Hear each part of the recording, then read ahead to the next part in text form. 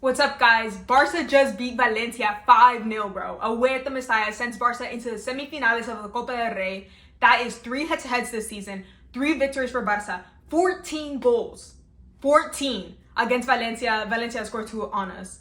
That is insane work, and that puts us at the statistic of 110 goals under the Hansi Flick reign, bro. Under his tenure. That is astonishing. That is crazy work. Another statistic I'm going to bring up real quick is Ferran Torres. Because as we all know, he got man of the match today, rightfully so. What a fucking wonder of a game. He had a hat-trick in the first half. But now he averages 1 goal every 54 minutes. For 11 starts that he's had, he has 9 goals for Barca. Impact sub. I don't even know what I was going to say. I was going to say something else.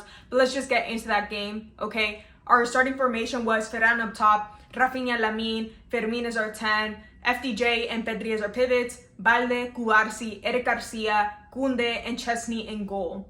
Alright, look, coming into this game, Valencia clearly is not in the right headspace. They have a heavy conscience on them with all the head-to-heads, all the goals they've conceded against Barcelona, and in general, just the form of the team. They've been in a rut. They have not been pleasant to watch all season. But especially with the relegation battle against Leganés later in the jornada, today's match just was not in the cards for them to be winning. It was more so, how much can we improve by conceding less goals against Barcelona? How better can we defend? So they come in with a high line, with a 5 in the back. And quite literally, you can only say that if you can say that it worked, right, for the first 2 minutes, because clearly Barcelona marks their first goal courtesy of Ferran Torres in that 2nd minute. It was a wonderful assist from Balde, ball from the back on the left flank, crosses it over, excellently timed run from Ferran Torres, who gets a good touch on it, goes through the defender's legs, and yeah, it's a goal, puts us up 1-0. After Ferran puts that in, Valencia ya no tiene ánimos, right? Se le va toda la energía. They have their heads hung low. They don't have the energy in them to persevere. And that is so obvious because at the 16th minute, Barca makes it 2-0. It starts with Pedri, who gives a Trivela ball to Rafinha. Rafinha carries it the slightest bit, but then passes it back to Lamine. Lamine takes a shot. It hits the post. But off the remate, Ferran puts it in. Great finish from him. Puts it 2-0. 2 goals doblete for Ferran at 60 minutes. After Ferran makes it 2, Barca's just hungry, bro. They want to score more goals, and namely Fermin Lopez. Because as we all know, he had an excellent game against Valencia 12 days ago when we won 7-1.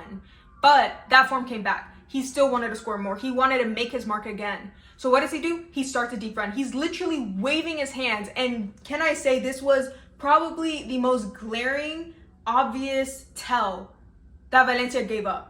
And namely that their defense was just in shambles. They were so disjointed all match, but specifically in that first half, they were not cohesive. They were not a unit, a team whatsoever. Because when you're going against the players of not even just Ferran and Fermin, but just the entire squad that Barca had on the pitch today. Because we're talking down to the center back. When choosing between Eric Garcia and Araujo, Eric Garcia is a more creative, he's going to expose those gaps of space more than a player like Araujo would, okay?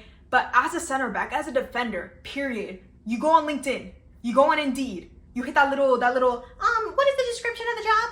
Defensive awareness, positioning, defensive awareness. Like, Valencia just did not have that whatsoever. Their defense was terrible today. But to my original point, right? Fermin he waves his hand, Pedri sees him, sends a nice long ball over. Fermin has an excellent first touch and just puts it in very, very nicely. And that puts Barca up 3-0. Then 7 minutes later, in the 29th minute, we have 4-0, courtesy of Ferran Torres, who marks his hat-trick within 29 minutes. That is actually so mad. But it starts with Pedri, who gives a great ball to Rafinha. Rafinha sets up Ferran with a little touchback. Ferran has a great touch on the ball, and he shoots it in. And of course, like I literally just said, scores his 3rd goal, our 4th goal. Really great on him. Notably, Ferran doesn't celebrate any of his goals because, as we know, that's his boyhood club. But for that first one, he does lift up his jersey, and on his thermal, he has written, like, "No olvidamos a Valencia," which, for those of you who don't speak Spanish, it's like, we don't forget Valencia, which, you know, the floods, his heritage, his family, obvious reasons. Very sweet message. I really like the modesty that he has to not celebrate. I think football can do a lot more with modesty. And I am thinking of so many players right now. I'm sure you guys can be thinking about players too. But I think that was a really nice gesture. Something else in the first half that I noted was the Messi chants at like minute 34. It was when someone was fouling Pedri. I mean, in general, Messiah was just chanting a lot. Valencia fans were leaving like mad early. They were leaving in the first half, and like, girl, I would too. And anyway, let's go to second half, right? Flick makes some halftime rotations. He takes out Balde and he puts in Gerard Martin, and he takes out Cubarsi and he puts in Inigo Martinez. Girl, early into the second half, Barca almost concedes a penalty because of Eric Garcia. And look, I didn't even mind him all match. I thought he was doing a pretty good job marking Sadiq. And in general, Barca was playing good as a collective. Eric Garcia was just like, you know, he was in it. He was assimilating to the playstyle of Barca.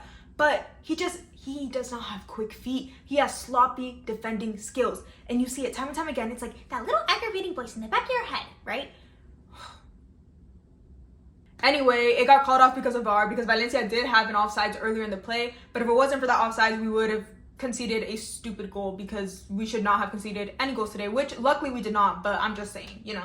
We're not even going to sit on that too much. We're not going to sit on Eric Garcia's mistake. Because Lamine Yamal, bro, he is looking for that goal all match. He's been looking. He hits the post, does not score, obviously. But then in the 58th minute, he finally does. It starts with Ferran, who passes it to Rafinha. Rafinha takes it up a little bit, but then he passes it back to Lamine, who's like in the inside edge of the 16, and he shoots it in. It takes a very minor deflection, but it's still a goal. And was it terrible goalie work? Keeper work? I'm sorry, I don't know Valencia's keeper's name. It was, because bro was like, ya andaba agachado. Like, he was not going to move. But it's a goal. We're going to take it. Doesn't matter. Shout out Lamine. But yeah, Barca's at 5-0. After Lamine scores, Flicks makes some more rotations to save some legs. He takes out Rafinha and finally puts in Dani Olmo, who thankfully is back from injury. Then we take out Pedri, who once more gets Pedri chance. I think I said that earlier in the video, but I don't even care. And we put in Marcasado. And then, like, later, we take out Kunde and we put in Hector Fort, who I want to talk about because I want to see more of him. I've said for, like, the past 2 weeks, Kunde looks tired. And it's true, because Kunde has played every single game this season, bro. But, like, Fort genuinely has potential. I see him as all things considered, a strong defender who just came out of the academy, who is young. Because it's not like a little Gerard Martin thing where people are just like, he has potential, but like clearly he makes mistakes. And I'm not trying to flame him, but yes, there are growing pains. He needs more experience, blah, blah, blah, all that stuff. But Fort, he's never irked me. Like, I've never had the same criticisms that I have for Gerard Martin that I do to Fort, just because I genuinely think Fort assimilates more to the team. I think he is better defensively than Gerard Martin, and I think he offers more offensively as well. I'm not saying like risk any games for Fort, but I'm just saying like I want to see him implemented more. I want to see him have the opportunity to assimilate more to the team, because I genuinely see him for every time that he appears, he does improve, and he links up again very well with the other players on the team because they came from the same academy, La Masia. Blah, blah, blah, blah. Oh my gosh, wait, another grievance that I have with this match is that Flick left in Lamine Yamal. There was no reason for Lamine Yamal to play this entire match, and I'm sure that has to do with the fact that Lamine was upset with him, like, you know, being subbed off so early in the previous match, earlier on the weekend. But one, he's a kid. He's gonna be upset regardless. Like, it's understandable. It's emotions. You want to play. He loves the game. Yes, of course. But we have a long, challenging, competitive season ahead of us, because genuinely, we could see a treble. Like, we could see a treble. So we need to ensure that we're resting our players adequately. And I just thought it was in very poor taste to play Lamine when we play against Sevilla on the weekend, where I'm sure he's also going to start. So now for everyone's favorite section, player ratings, but we're going to do a lot faster today because I have a school event to go to. Okay, starting with Chesney. I think he was a 8 out of 10. Genuinely, he had some good atajadas, and he was playing a lot more on his feet, and he looked more composed in doing so. There were a couple times that, yes, he still booted the ball out when it wasn't necessary, or he didn't have accurate passes, but I thought that the defense and the midfield look a lot more comfortable using him as a passing outlet, or to, you know, just like move the ball around more. I just saw a lot more movement, and I think you can say that directly correlates with the fact that Chesney was more involved with our plays. I don't know, I'm just talking at this point. But let's switch over to Balde.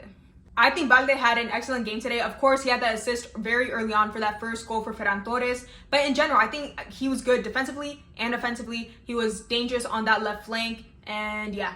Now for Pau Cubarsí, I'm also going to rate him at 8.5. I thought he was very solid in that defense. But also, he is so similar to Frenkie de Jong in the way that they pivot their body to change the movement of the ball when they receive it.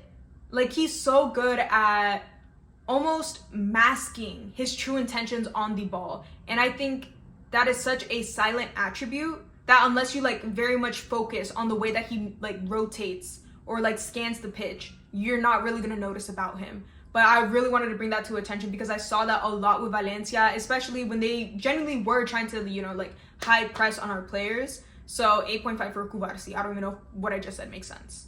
Eric Garcia, I'm going to give him a 7.5 because even though we did not concede that penalty, I still think that was very lazy and sloppy defending that is just something to be marked down, noted, keep it in the archives, whatever.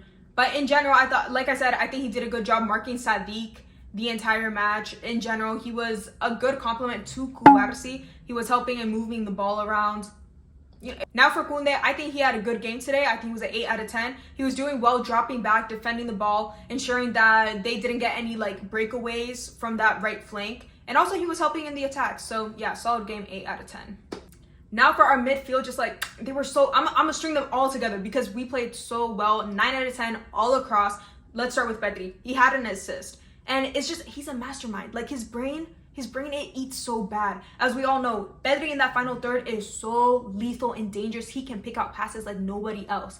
Now, switching over to FDJ. FDJ was so integral in the movement of that ball. Oh my goodness. The way that he circulated the pitch, he was everywhere in the most silent, like clean, and I don't even know how to describe it. Like, we're talking Kim K neutrals, bro. And I'm not like a Kardashian fan or whatever, but it's just like he was so sleek to watch today. I really enjoyed FDJ's performance. Ferran, who like isn't as refined in the tactics as FDJ or Pedri, he's more of a loose cannon. He's more dynamics, he's more energy, he's more movement, he's uncontained. He's like Gavi in that sense. Although Gavi is more refined than Ferran is. Ferran is, you know, todo lo loco, but we love to see it. We love how he plays. And right, so we have like, I get, to put it into terms, right? We're thinking Avatar: The Last Airbender. You know that one episode with the koi fish? What is it? When they're away at the South Pole, North Pole? I don't remember. But it's like the yin and yang fish, right? Like the moon spirit. Yeah, so they're like circling together, those koi fish. And then there's Ferran, who, while Frankie and Pedri are circling like freaking koi fish, Ferran is just like, a lo loco. He's like, what is that? Donnie from the Family Thormans, whatever it's called. Like, just like, you know what I'm talking about? I don't think you know what I'm talking about. I'm gonna put a picture somewhere here. But my point is, that is Ferran. Love to see it though. Still 9.0, 9 out of 10 for all our midfielders. I don't even know what I'm saying. Let's go to our attacker, starting with Ferran Torres. So easy. A 9.7 out of 10. Man of the match today. Hat-trick. Like, do I have to say anything else? Hat-trick. He was so good at manipulating space, exposing space, running those gaps of space, messing up the center back dynamic for Valencia, even though it was already disjointed and messed up. But he just, like, he was such a thorn in their side. He was so annoying to them. Like, I don't know what else to tell you, bro. That was Ferran. He was just a threatening player. Good, very good performance from him. Now for Rafinha, he had 2 assists. It was a game from Rafinha. I'm not saying it was a bad game. It was just like, he didn't do anything like too stand out. Obviously, he was hungry for that goal. He was in the box. He did try and take his couple of shots, or like, you know, attempt to take shots. But he had the 2 assists. I think he was, you know, he did what he had to do. He marked again. Did his little stat thing. 8.5 out of 10. 8 out of 10. Now for Lamine Yamal, I think it was an 8 out of 10. Compared to other games, I didn't see him as dangerous today. Of course, he wasn't bad by any means. He had good runs. And he had that goal. Again, he had that goal. But I think an 8 out of 10 serves what we saw from him on the pitch today. Again, not a bad game by any means. But yeah, I think this was a great game. It's always lovely to see 5 goals on the score sheet, especially when we don't concede any. This might be Chesney's first game that he doesn't concede. To be honest, I don't really remember. I could be pulling that out of my ass cheeks. But I mean, of course, Valencia is not in their greatest form, but at the end of the day, they are still a professional team. They are very capable of posing a threat, and they held their own against Real Madrid very much earlier in the season for those 90 minutes. And again, Madrid was not in their best form back then, but my point is, this is still a victory to celebrate. That is my point. That is all I'm saying. I'm going to stop talking. I have to go to that school event. Thank you guys so much for watching. You know, I appreciate y'all so very much. Like, comment, subscribe. Let me know what you thought about this game. Yeah, like, I don't know. I'll see you guys over the weekend on Sunday after we face Valencia. I mean, not Valencia, Sevilla. Oh my gosh, what am I even saying? Barca against Sevilla on Sunday. I'll see y'all then. Take care. I don't know. I'm definitely like, I'm gonna go to that school event, come back, read some manga. I read the most bomb manga like 2 days ago. I binge read 71 chapters, but then it got picked up by an agency house, so the translations had to stop on the like fan website I was reading, so now I have to wait like so many years because they're so behind. They're like on volume 6 out of 40. I don't even know what I'm saying. This is like the end of the video, the outro, whatever. But yeah, I'll see you guys on Sunday. I already said that, but bye.